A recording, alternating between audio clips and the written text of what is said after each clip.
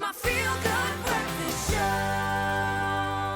Welcome back, you beauties. I think you can see how excited we are this morning. That's because we've got the incredible Damian Willemse joining us, two-time Rugby World Cup winner, a Stormer star, and I think an absolute fan favourite with good reason. From strand to global glory, Damian's journey is inspiring both on and off the field, and he is lighting fires around him at the moment.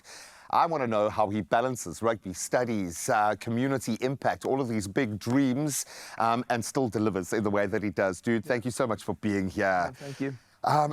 Guy, everyone has an origin story. You know, we've been loving the Wicked movie that's going crazy at the moment. Origin. What's your origin story? Where did this, because this kind of talent and mindset, this kind of love, passion, it doesn't just happen, dude. Where did this begin for you? Yeah, I guess good morning, everyone. To all the viewers. I know my mom and everyone back home in Strand. Love you, mommy. He's all tuning in and watching. And yeah, I think obviously for me, you know, coming from humble beginnings in Strand, Brewery Road, it all started in the backyard of Mrs. Fortuin, where we started, you know, just playing rugby and, you know, loving sports. It's big in our community, and it's one of our, you know, prime things that we do in our community, and we all love sport. And yeah, I guess this is where I come from. My dad played rugby back in his day, and you know, I kind of just fell in love with the game at a young age, and you know, said to myself that I wanted to go pro. And you know, I was just gonna thank guys like Mr. Winston Bart, who was my mentor from Somerset West Methodist Primary, you know, who took me up through the ranks. And that's you know, awesome that you still remember those names from that phase. 100%. I mean, like, that's where I come from, and you know, I just gotta thank people like that for instilling, you know, the discipline and resilience and, you know, that mindset within me, and to go further and, you know, to go reach those heights. And I believe in that and worked hard to get there. Clearly, because you were ready. 18, I think you made your Super Rugby debut. And I remember back in the day, Super Rugby was almost more physically demanding than international rugby. It was kind of where the battleground had been drawn, I think. Sorry, New Zealand, that we don't get to do that at that degree. But what was that like? Because you must have been the best player in most of your teams growing up, and now you're in that space. Suddenly every player on the field is the best player in their team through that. How did you handle that? What did that feel like? Yeah, that was one of the craziest transitions for me going from school, because I literally wrote my last matric exam and started for the Stormers the next day. Oh, well, so you're used to playing and studying at least, And my brother came to pick me up in Stellenbosch, where I was staying at the Western Province Rugby Institute. And yeah, I started with the seniors. I walked in there, I saw Eben Etzebeth, I saw Reinhard Elsard, Cheslin Colby, Damian, and the list just go on. And I was kind of like starstruck. And I'm like, you know, I'm 18 years old, I just finished matric exams, and now I'm here like training with these dudes. And then, yeah, I just got to thank Coach Robbie Fleck, who was the head coach then, for giving me an opportunity. I mean, I was 18 years old when I made my debut, like 3 months. 18 years and 3 months. I don't know if I, as a coach, would have picked an 18-year-old kid. You clearly had the chops, dude, and I think that's kind of been incumbent on you throughout your rugby journey. That when it's needed, Damian's got it. It's fine. Oh, he needs to play fullback and fly off in the same match and maybe on wing. Okay, no, it's fine. Damian can do it. You feel that kind of pressure.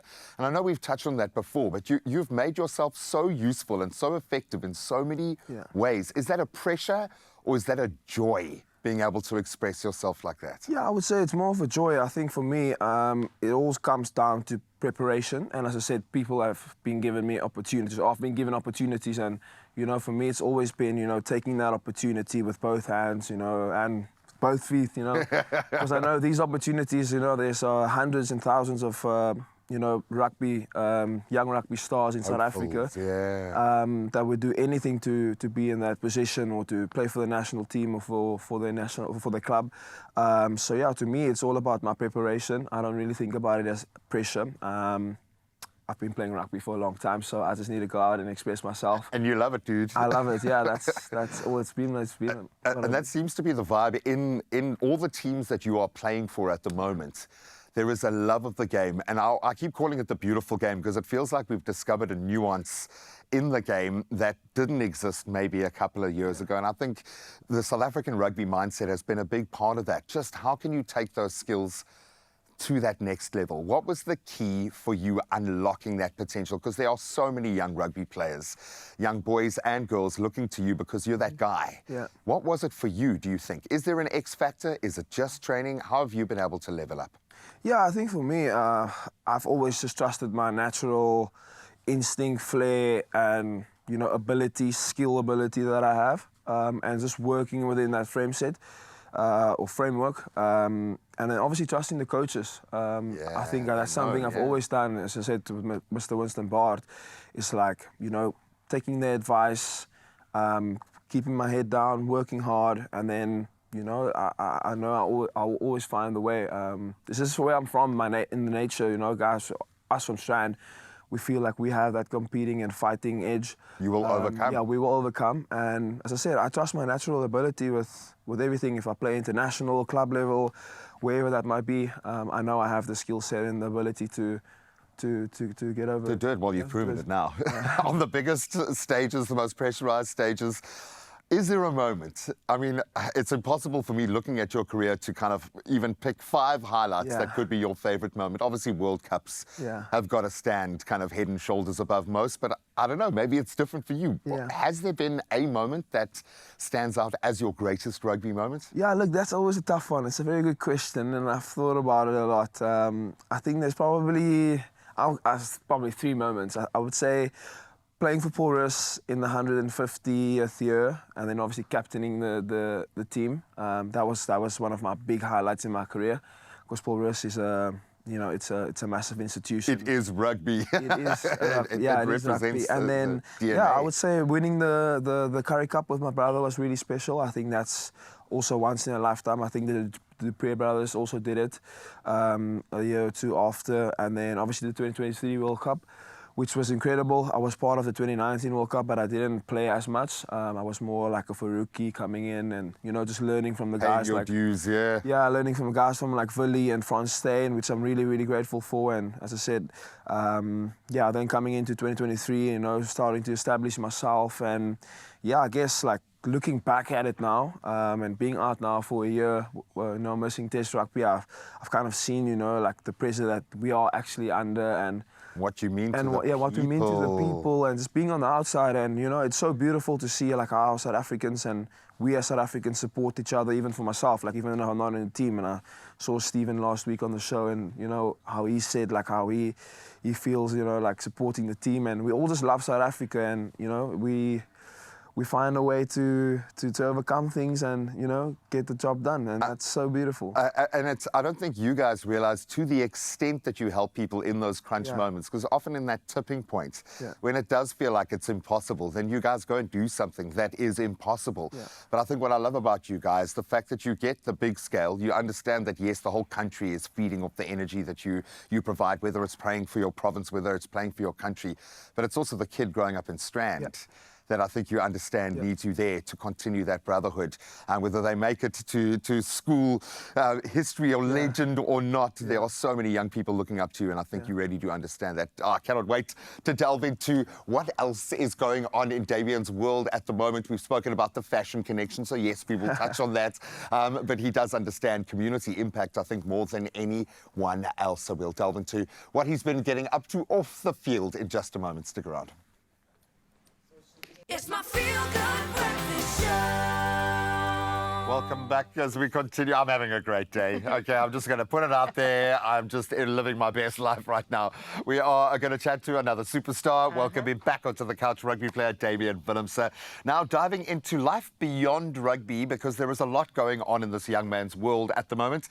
And while, yes, rugby will always be the true north, there are so many things that we need to find out about, like the studies, maybe some light-hearted moments that he might have alluded to online. There are so many things behind the man in the Springbok jersey. She's got questions, dude. I got many. Where do I begin? No, Damian, we got to get into this because I'm a fashion girly, okay? And every time I see Damian on the gram, he's got a new look, a new vibe, stepping it up, making sure that the men know that you actually have to look good when you step outside your house, okay? Be manicured and make sure you look good from head to toe. Yes. Also, you caused some controversy online with your fashion in particular. People were questioning following you. There was so much happening, headline-worthy content. So David Beckham, hey? Oh my gosh. Tell me about this fashion. Where did it start? Where did your love for the cloth come from? Yeah, I guess that's something obviously like my parents introduced me to at a young age, you know, dressing up. And I think obviously like traveling around the world and, you know, with rugby has introduced me to different styles and cultures and traveling the world. Yeah. I think that's something I've been exposed to is like different cultures, you know, different outfits and different fashion. Yeah, and I guess I kind of just ran with it and, you know, embraced it from a young age. And it's something that I've always wanted to express and, you know, still trying to express. Yeah, now you have the opportunity to, so why not? And then obviously with this whole story with the controversy, like and everything, you know, I was just speaking to Rich and Bradley, and they were like, listen, we've got a cool outfit for you. And I was going off to Greece and yeah, I guess like that's kind of where it started. So that's when you know you're doing something right. Richard is to blame for this. Exactly. Look, and he would take that with absolute relish. I think he would love to know that he was disrupting like that.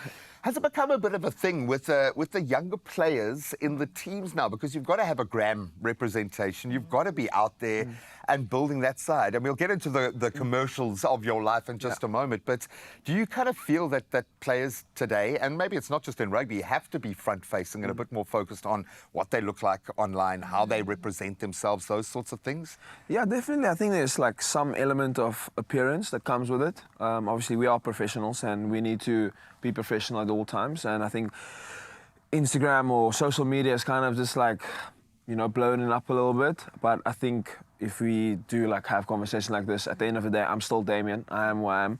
And that's not going to change whether I'm on TV or just walking down the street. But yeah, I think that's obviously something that, you know, has become more popular amongst rugby players and sports people. But at the end of the day, we're still human beings, and we, you know, just because we are athletes or have a sense of profile doesn't change any of that. Yeah, I mean, I personally love it because now we have access to you versus before where it was just like somebody out there in the ether. Now I can follow your day to day. You upload stories. I'm like, oh, I can see what Damian's getting up to today. Can he cook? Can't he cook? Is he ordering in again? This is the question. You put a lot of pressure on a lot of people today with this whole cooking thing. I'm going through PTSD right now after what we put the poor MasterChef finalists through again. It was like even more tense than their kitchen. Dude, I love the fact that there are so many kind of angles to you at the moment. The studying thing blows my mind because you are so committed to rugby and to what you're doing. How do you balance that out? And take us inside what you are studying, because I think that speaks volumes as to your bigger picture. Yeah, look, for me, growing up, I've always wanted to go to university. My dream was always to like try and go to America, for instance, or go study in London, in Spain. Like that was my dream. You know, growing up. Obviously, I didn't get that opportunity. Got the opportunity to go play professional rugby. Darn those Springboks for stealing your dreams away, man. Yeah, I've always wanted to travel the world and, you know, go study overseas, you know, in a different city and experience that kind of lifestyle. But education has always been like the core and, you know, like the foundation that I've wanted to base myself off, and just get my education. And that's why I've been, you know, studying, and I'm currently doing my BA marketing degree through Mall Park, which is all DLO, distance learning online. And yeah, they've given me the opportunity through my players, which is our rugby players representatives. And yeah, they're doing a great job. And then yeah, I think it's just about prioritizing it. When I'm doing rugby, and then that's the main thing. And when I'm at home, I prioritize my studying and other things, whether it's family, and seeing my little nephew and taking him to the beach, which is time and stuff I don't get to do often. Like even now, like I went to the market. I went to the market in the week, and it's the first time I've ever been to the market. And I live in Cape Town. The Rugby one. You know, I love and it. it was such a lovely evening, and you know, just connecting with people and fans and people coming up to you, say, "Hey, Damian, like you inspire us." And like I'm just like, dude, like I never get to do this, and now that I'm injured, I can do stuff like that and just be normal, if you want to call it like that. Yeah. Mental well-being, bro. Exactly. Welcome to it. Maybe a bit of a blessing in disguise at that too, right? Yeah. As you take a moment to really delve into who you really are. Yeah. Well, we have somebody else that's on the show this morning, Zanele, out in Joburg, and she has a very serious question for you. So I think that we got to put our thinking hats on and get into this. Zanele? Yes, thank you so much for laying the foundation for me, Carissa. Firstly, Damian, thank you for all the incredible work that you do for our country. A hero is what you are. And, you know, it would be remiss of me to not ask this very serious question, because I think it's a question that's for the people, something they've wondered for a long time. And, you know, it also, something that might affect the economy. So I need to get it out there. Damian, are you single? I am single. I'm single, Oh. Zanele. Good morning. Good morning, everyone and Damian. all the ladies out there. Not the lady. Oh, yeah. Yeah, no, I'm Oh, single, but okay, so yeah, I mean, Yes. I've been trying to see someone, but we haven't gotten past that stage of, you know, getting over the line. But yeah. What are you doing wrong, Damian? What do you need to do better, man? Come on, man. I think I need to be at home a little bit more. I don't think the traveling is working out. Yeah, that's tough. That's a tough one. Oh, my goodness.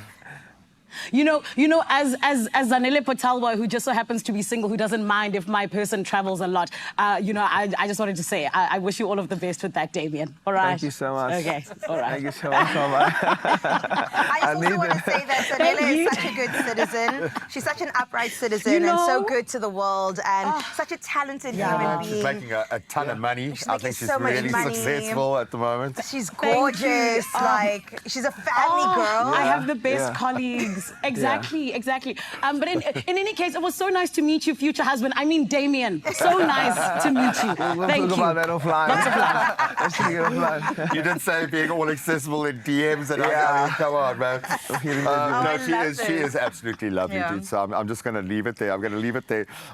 You must get a lot of people talking to you about a lot of crazy things, dude. Yeah.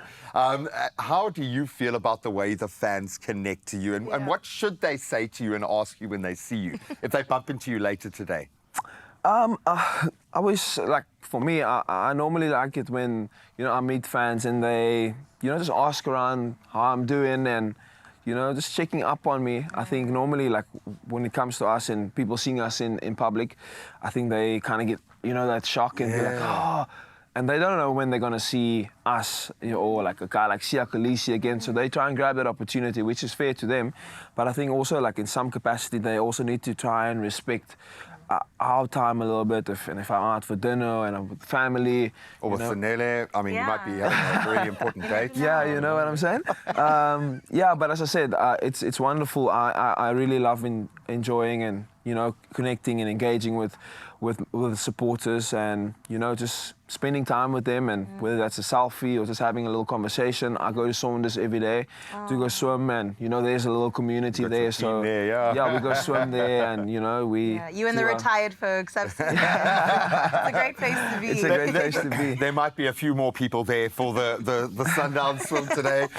Buddy, we absolutely love you, and hopefully you feel that energy at Yeah, the no, I moment, do. man. Thank you so much. You are on an incredible arc, regardless of what's been going on this year. Yeah. Your mental strength and how you've shared that journey with people Yeah. has helped a lot. We've used you as an example so many times this year to help other people, dude. So keep that up. Stay Yeah, strong, no, my I appreciate brother. that. I can't wait to test your skills in the kitchen. I'll say it again because we're going to find out if Damian Willemse can cook.